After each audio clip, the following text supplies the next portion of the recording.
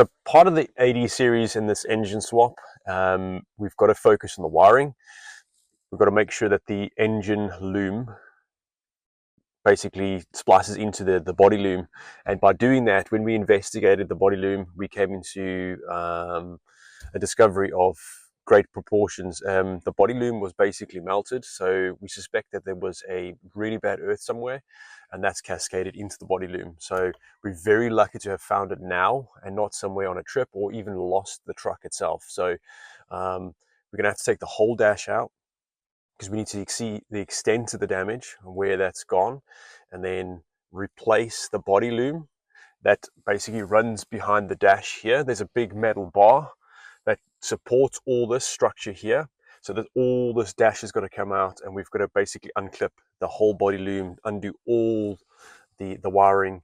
So we've got a big job today to get that out. We'll show you the extent of the damage, and we'll explain the process of how the body loom integrates with the engine loom and how important that is, and to make sure that everything's okay. And check those, especially in old vehicles, is check those earth points.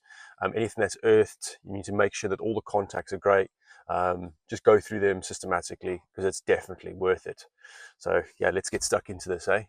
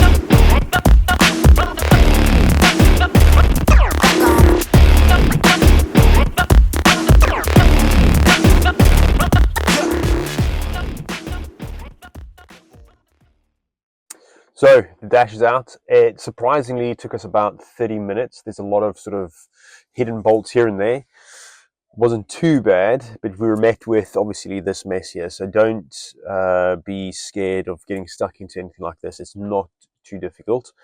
So just be mindful of hidden bolts. So you may need to systematically undo components to find hidden bolts. That's what we found. So keep your eyes peeled. Don't just start pulling at things. So the damage that I wanted to share with you guys is, so this is the engine loom here. You've got a series of plugs here that go into your heaters and your body loom. You can probably see the extent of the damage here is completely melted all along there. And then that's cascaded all the way up this plug here, and then all the way up into the body loom there. So we are very lucky that we didn't lose the entire truck, because this could have been really, really bad. So it's probably safe to say that a bad ground in the engine bay has cascaded back up the body loom and found a place to ground out. So, which is this plug here. It looks like it's just gone up here, it's melted out. This had a metal clip on it, and looked like it was some form of ground or something, and then it's literally destroyed it. You can see how the damage is created. So lucky. So lucky. So what we've got to do now is get this engine or the body loom out. So systematically go through and undo the brace, the dash brace. We've got to get that out, and then just free up the body loom. and then we've got to, the good thing about doing things like this is take photos of everything that's in this position. So when you get to put your new loom in, you know exactly where everything goes, right? So that's what we're going to get stuck into, and then we've got to match the new loom. So what we've got a new loom on standby.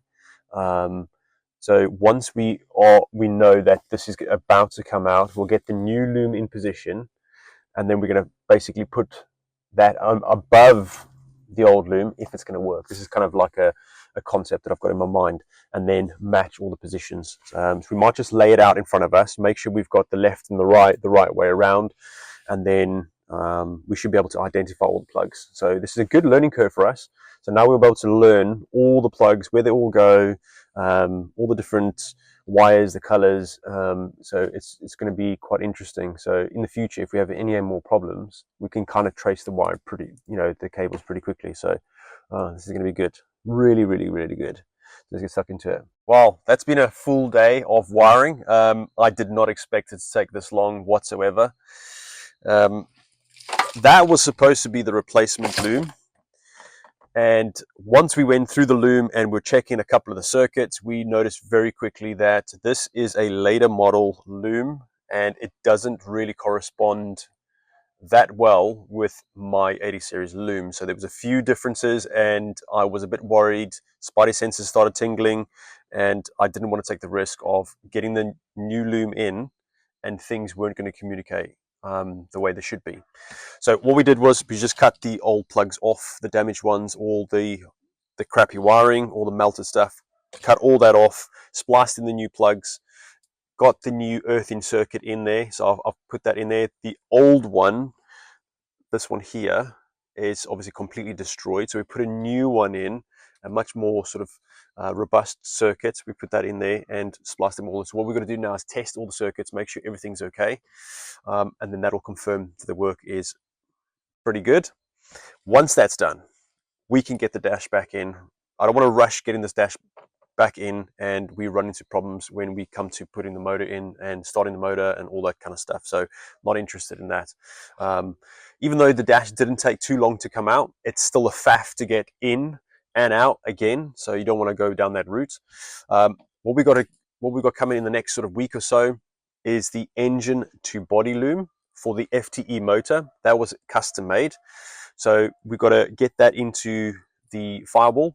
So it's not a big issue leaving this off right now, because then I can get everything in, I can plumb it up, and I can test the full circuit, make sure everything works from ignitions, all that stuff, and everything's okay. And then I can have a look at, thinking about it right now, is have a look at the ECU mounting locations, the Unichip mounting locations, all the stuff that's coming for the FTE motor. So we've got a whole bunch of goodies that are going to be winging their way to us in the next couple of weeks. So we've got that engine loop coming, we've got a big turbo, we've got a intercooler, PDI intercooler, we've got bigger injectors, we've got a Unichip, and we've got a whole bunch of other goodies, and a heavy duty clutch, and a billet flywheel. So never had one of those before. So, and that's a 1300 Newton meter clutch.